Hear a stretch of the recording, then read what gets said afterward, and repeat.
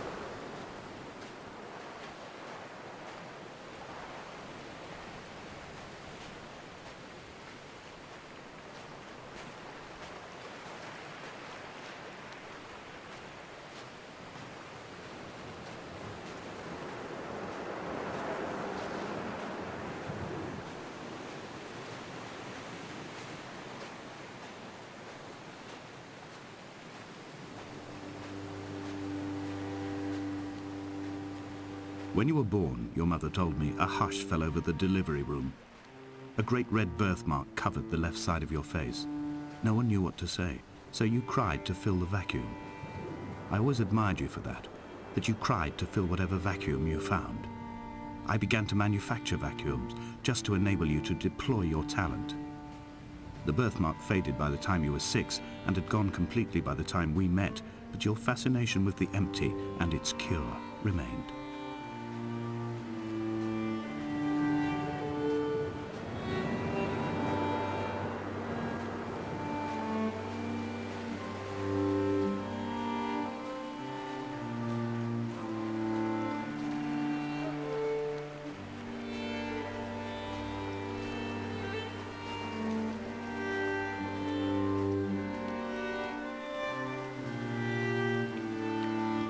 I have found the ship's manifest, crumpled and waterlogged under a stash of paint cans. It tells me that along with this present cargo, there was a large quantity of antacid yogurt bound for the European market. It must have washed out to sea. God knows there are no longer gulls or goats here to eat it.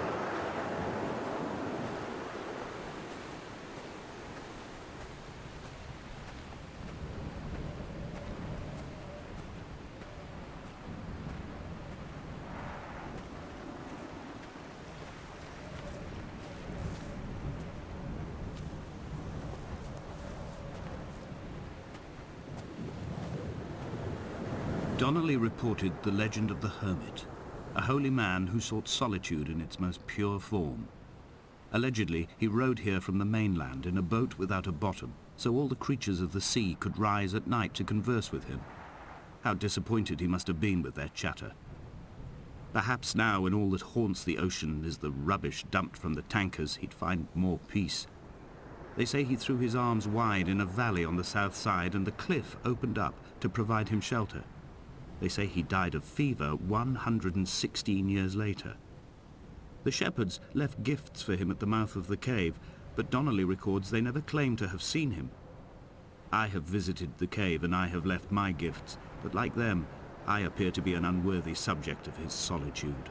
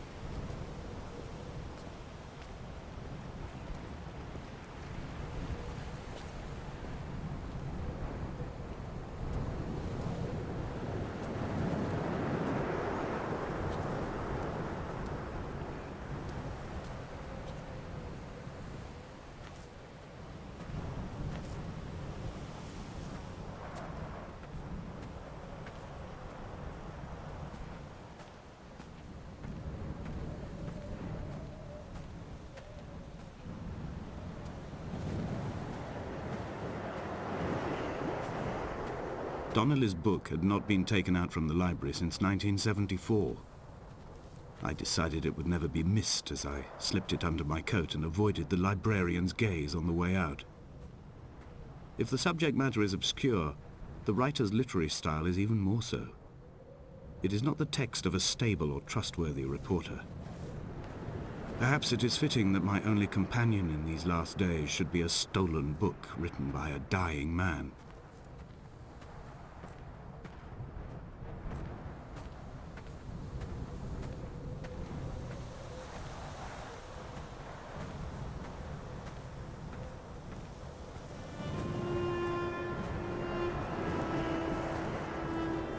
When someone had died or was dying, or was so ill they gave up what little hope they could sacrifice, they cut parallel lines into the cliff, exposing the white chalk beneath.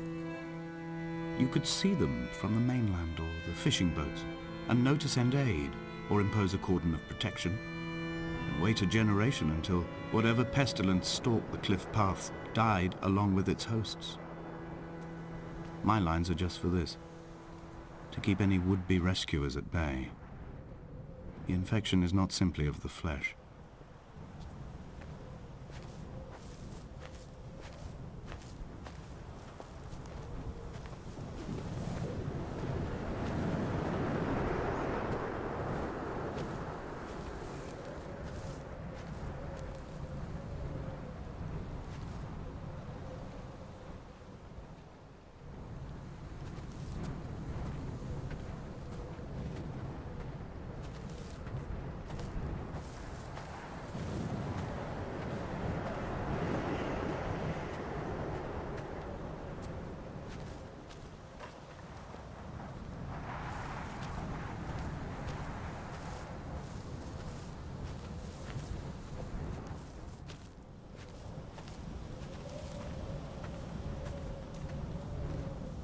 I quote directly, "A motley lot with little to recommend them.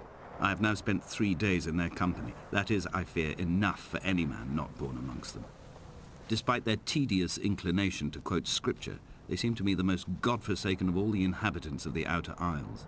Indeed, in this case, the very gravity of that term, forsaken by God, seems to find its very apex. It appears to me that Donnelly, too, found those who wander this shoreline to be adrift from any chance of redemption. Did he include himself in that, I wonder?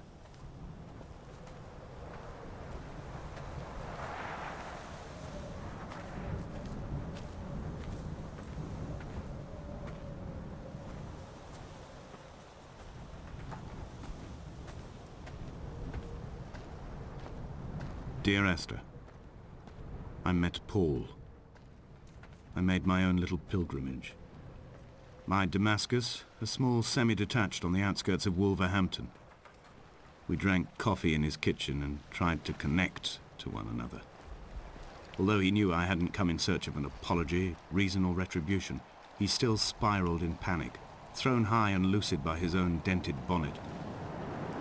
Responsibility had made him old. Like us, he'd already passed beyond any conceivable boundary of life.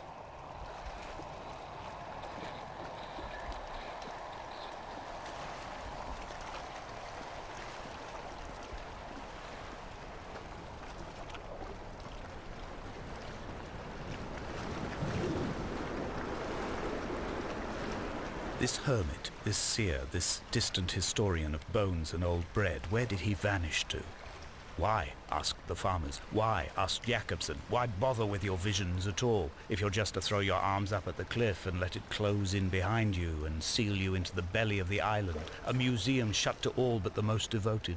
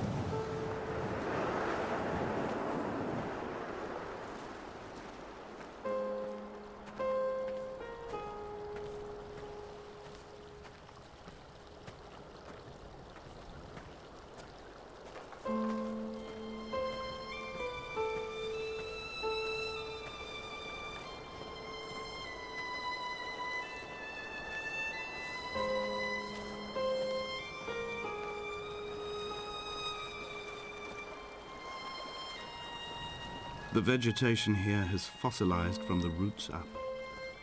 To think they once grazed animals here, the remnants of occupation being evidence to that. It is all sick to death.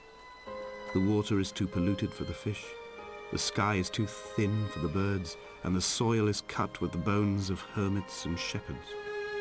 I've heard it said that human ashes make great fertilizer, that we could sow a forest from all that is left of your hips and ribcage, with enough left over to thicken the air and repopulate the bay.